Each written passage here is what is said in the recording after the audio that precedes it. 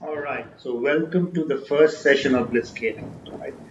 For the people who don't understand Blitzscaling or not familiar with the term, I'll go a little more on the basics here. All right, and then I will try to wrap it up with how it can be used practically and what had been happening earlier, and which kind of corporates have been using it lately. In fact, on that note, everybody has been using that in some lever or the other, or at some scale or the other.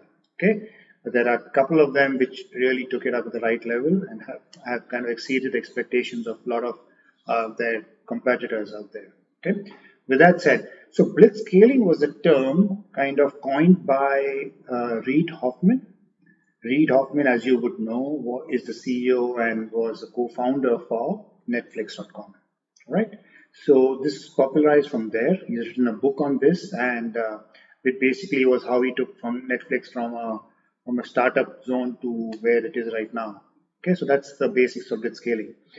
Now he he derived blitzscaling from a German word called Blitzkrieg. Okay, Blitzkrieg was kind of a guerrilla warfare that they used to use as a tactic to overcome their competition in terms of enemies during the war activities that used to happen there. Now, what they used to do is that they were taking the competition, with quick strikes and at scale without letting them, and that too at surprise. Okay, so they were not aware, there was no intimation. It was just a strike out and out. Okay, so they used to get in, kill the enemies, out. So that was the guerrilla warfare that was used. Okay, with that said, in the new world of digitalization, blitzscaling was made possible with such tactics because of the advent of computing and networking, communication, and the the the computing power at the hands of the end mile customer. Right? This I'm talking from the past. Okay. Now that level of blitzscaling is now possible by at the hands of individuals who use those computing powers now as an individual or as a solopreneur or an entrepreneur and so on and so forth. So, and hence I mentioned the fact that blitzscaling is being used at various levels right now by a lot of corporates, right? And hence this becomes pertinent, giving the computing power at the hands of the individuals. This is now possible since digitalization can come into play from an individual perspective. Blitzscaling can also, and we'll jump into it why. Okay, so blitzscaling per se, if you see what are the kind of startup zones or how companies are built to a point where certain models apply at certain point of time, right?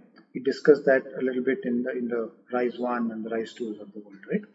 So, so if you classify the startup of any organization, it goes into a startup mode, right?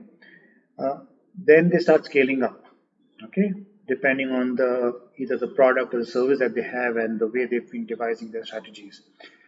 So startup, scaling up, and then there's fast scaling. Okay, that follows through by blitz scaling. The purpose for all this is to quickly get to the point where the immediate goal is. Okay, startup, of course, the immediate goal typically, if it's a normal startup, would be to how to stabilize themselves with a few customers and penetrating the markets to the zones that they want to. Followed by scaling up, typically is where they want to ramp up because their basic systems would have been kind of in tandem with what is required to get there. So that results into scaling up, where they might introduce some more of those, right, and use the similar systems that got them to the point from point A to point B, okay, as a part and parcel of their larger business plan and the strategy. Okay, fast scaling would mean that typically it is better understood if you understand in startup. Typically, you don't put rules in place as much. You try to do anything and everything, and anybody in that startup will also try to do anything and everything. And in that madness, they find a method or a process to get to a point B. Okay, why? Because resources are minimal and the adequate use of resources to ensure that what you try to kind of achieve in the period of time that is given and suggested or planned should happen. Okay, scaling up refers to the similar thing, right? So if startup is all about coming to a point from point A to B, and there's a point C and D, scaling up would mean that reaching the D without bothering about what happened at A and B. Okay, so that's a quick move up, and in terms of scaling up. Now, a fast scaling, right, would mean that you have a clear goal with one agenda in place. For example, you have a single product or a single service which you know works out there, and if you don't go out there, your competitors will come and kind of tread into your markets that you are trying to get to. So then you run as fast as possible. So you take that one piece and you go all the way. Maybe if there's a A to Z in play, you might go at least until J or L or whatever that could be to ensure that at least competition doesn't catch up in time. So you scale very fast. You might put people, you might put promotions in place, you might put all sorts of elements of what the product want to reach to, and so on and so forth, even if it's a MVP.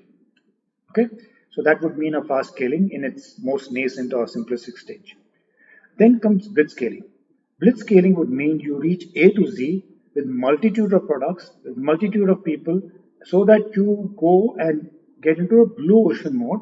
That means you don't give a chance to your relevant competition to come to that point, because by then you have an audience which becomes your clear entry barrier for your competition, and it plays twofold effect. One, you scale and you create that audience, right? You don't bother about quality, you don't bother, just speed is the only botheration you have, and you go about growing yourself to that point.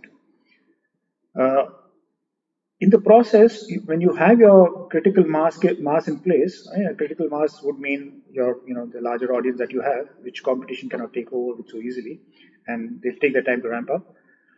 The quality which is suffered comes as a feedback of what the customer wants, right, during the process of your blitzscaling activity. So what you do then is, once you have hit up the scale, you then try to stabilize. Your first of the agenda is to put that quality in place which your customer is demanding, right? And that for that you do anything and everything at that point of time to stabilize, right? So you've grown, you stabilize, and then you start growing slowly ahead. So that's the typical path of a blitzscaling activity. Okay, this doesn't happen in the fast scaling. Fast scaling kind of comes to a point of not stability, but growing still faster. Right? It doesn't stop there. It goes faster and faster. But with maybe a single product or a couple of products, right? You don't put everything into it. So this could be an MVP mode, but blitzscaling would be a final mode. You have come up with a product, you're running with it. Okay. So, and the pertinent example is Netflix itself, right? Because that's where the word was coined. They went with a platform. They put in as many kind of movies and whatever they could lay their hands on, and they started scaling. They went to like 150 countries in like no time. Okay, they spruced up the network. They spruced up everything. They put all possible resources out there. Okay, because this was so to speak, not a very heavy model to get inside. Okay, it was a light model because it was more technology-driven activity. So they scaled, all right. When they scaled, and at that point of time, they got the inputs, the inputs of what is going wrong with the product, etc. In fast scaling, the product is ready, but there's only one product, no multitude of products, right? So you might get some quality issue, but you don't have to stabilize. You then introduce after fast scaling at point A, you start introducing the second one, and so on and so forth. So you start growing from there. But in blitzscaling, you just take off, you come to a point of stability, you put in the quality, and then you start growing yourself further from there in a stable mode. Okay, a typical growth mode, what we saw in Kubler-Ross model. So that's what blitzscaling is all about. So it's a risk model as well at the same time, because everything can go down the stage. Uh, it's offensive, but at the same time it's defensive. Offensive, as I told you, because you're running at a pace where you're not bothered about anything there, which a typical business would.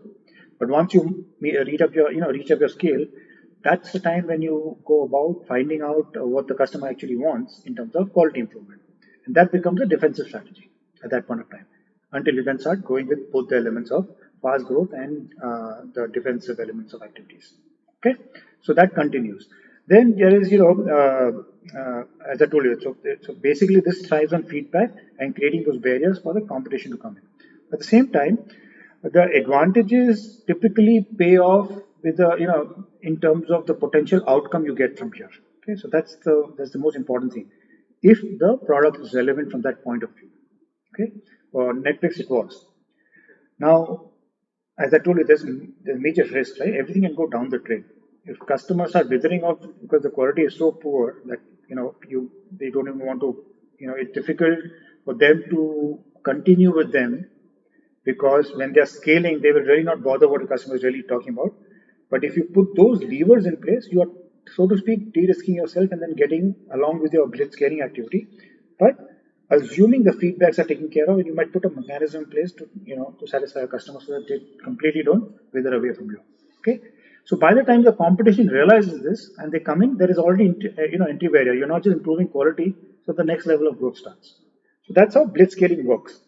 Clear? So with that said, if you see Blitzscaling, what we talked about digitalization, which has come to now individual hands, what we discussed in RISE1, RISE2, with the virtue of the blue concentric circles, right? Uh, you can choose to scale at that rate, right? Whatever is the rate that you have the potential to grow at, okay? And what we're going to discuss during the process is how we do this, okay? The level of automation, the systems that you use, and the principles that are coming to play. If you take care of those, you can. So, if from a digitalization perspective you are there with your ecosystems in place, you can start your activity thereon. So that's the basic that you require to do, right? From, as I told you, right? Digitalization, your digitally enhanced model, going into the platform that you use for integration purposes, and then you create ecosystem with your external partners and your internal stakeholders, and that ecosystem will help you running your operations a little more smoothly than it would otherwise, right? So if you're in that mode, you're ready for blitzscaling. That's how it is, okay? And we'll discuss how. All right. On that note, let me see you in the next one.